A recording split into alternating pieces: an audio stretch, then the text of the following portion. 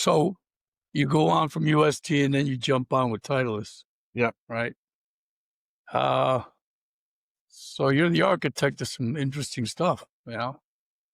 I am. Yeah. Yeah, You you got know, like so you went, the DCI, the Black Triangle was already out, right? right. Right. So we Okay. were doing, so if you kind of look at that transition from from castings to forgings, uh, you know, Tiger gets signed, Davis Love gets signed. They signed Duvall, but they signed Duvall to be a DCI guy. So they still wanted him to play a cast golf club, which he wasn't overly thrilled about that idea. But I'm like, well, we'll make you a casting is that performs like a forging. And he's like, well, if you can do that, I'll be happy. Okay. So at the time, the head iron designer was Peter Gilbert. And I went in and sat down in his office. I said, Peter, here's what we got to do. We got to map this out right now. We got to do this pretty fast.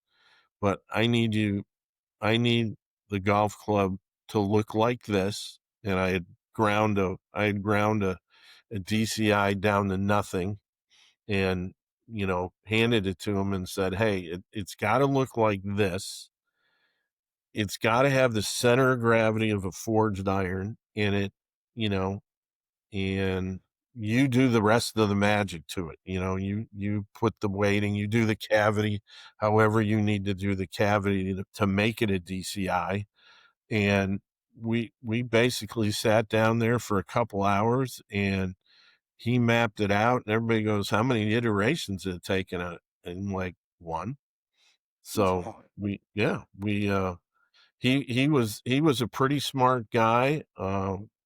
I like to pride myself in the ability that if I'm working with an engineer, the shape I give him is the shape that I want. I don't, it needs to look like this. And and I don't care if we have to make master mold at the time. And that was at the time too, transitioning from making models and then sending them to the foundry wherever it was in the US or overseas to, a lot of CAD stuff too. And, it's like, hey, this is what it needs to look like. So you guys do whatever you need to do to make it look that way. So it was a lot of fun. And that golf club, in some aspects it's kind of got this cult following, this legendary following of this cast golf club that performed and Duval shot 59s with it and became the number one player in the world with it. And,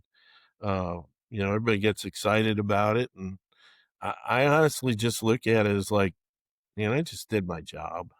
I just did yeah, what I was right. supposed to do. I, I, That's I, you know, here's the thing about being a club designer and working with tour players. You can get very high on their successes and be excited and wonderful, but you got to remember it's golf. They could win a golf tournament in the next 5 weeks, they could miss the cut.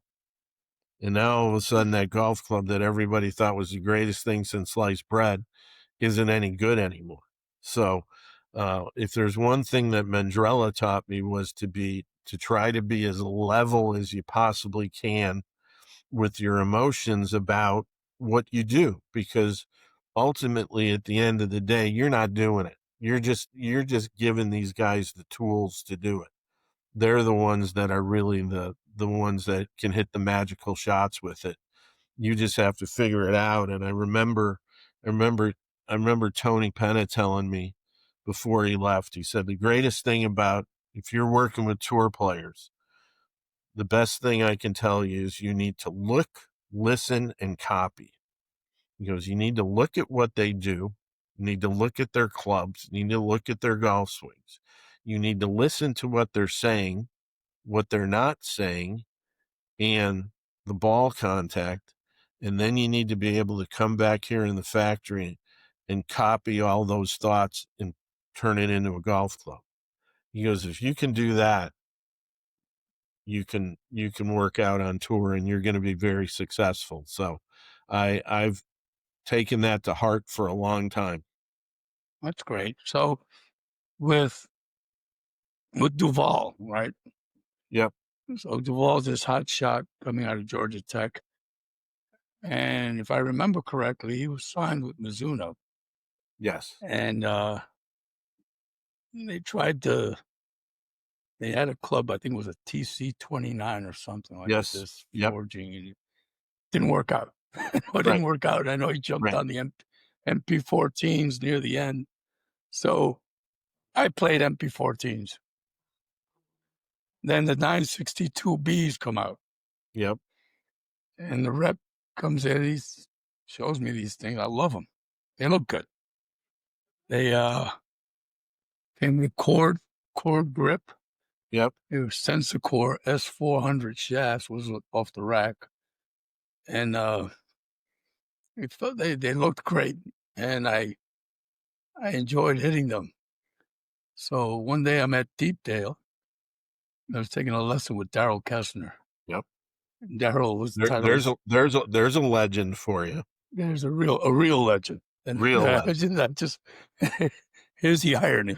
So we're on the tee, and I have these 962Bs, and Daryl has the black triangle. Hey, Daryl, uh, why are you playing those? How come you don't try it? I need all the help I can get off. I said, really? Yeah. Said, here's a guy who just broke the course record in the Club Pro Championship. I blew it out, right? Right. And he's telling me he wants those because they're Because he more needs help. forgiving. Yeah. Right?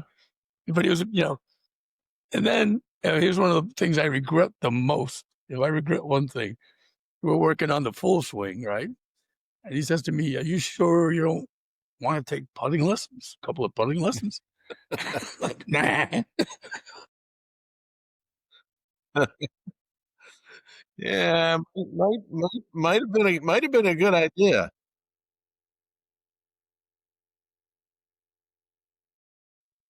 Going back to the 62s, now at that point in the technological timeline, right? Um, was casting? Could you control the hardness of the outcome of the ultimate product?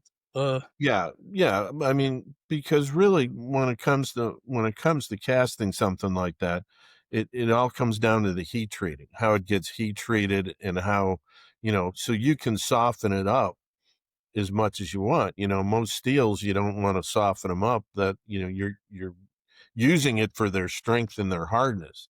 But if you we went through a process of double heat treating it, and they were very bendable. They're very pliable. If you look at older sets of them, they get a lot of bag chatter on them.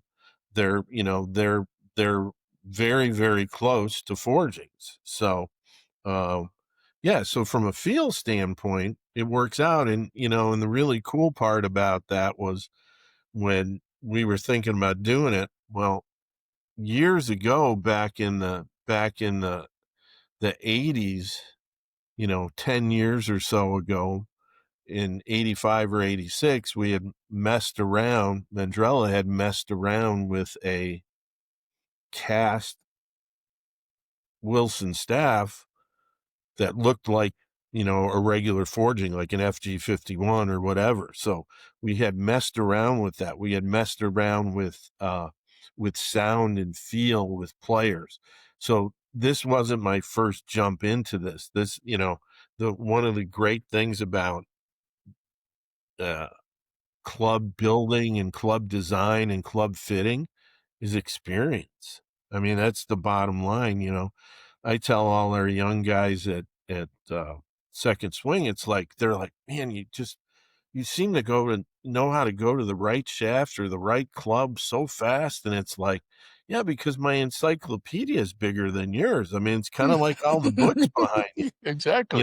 My head is filled with all those books. Your Right. head isn't filled. You guys aren't filled with anything yet. I And mean, you've lived them.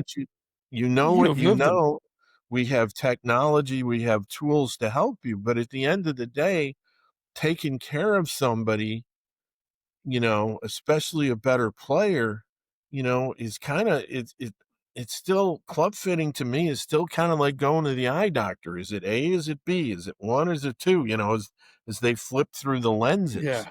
and you really have to get to the point, especially with the best players in the world and good amateurs, good college players. You kind of let them decide, you kind of let them make the decision because they're the one that has to use it. They're the one that has to stand out there and hit a shot. I mean, remember Hale Irwin one time we were working on, when the Ping Zing was out, we were kind of working on a funky design like that with high toe weight and whatever.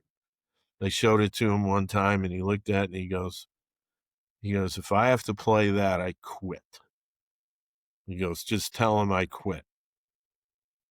And I said, you know, And I said, no disrespect. I said, but, what's your thought process? He goes, Larry, he goes, if I'm standing down, if I'm in the middle of the fairway in the U.S. Open and I'm on the 72nd hole and I have to hit a 5-iron on the green and 2-putt to win the trophy, I do not want to look at that piece of shit.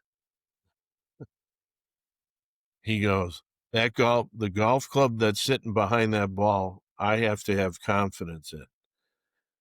But that it rings true for everybody. It rings true for a PGA Tour player on down to a 30 handicapper.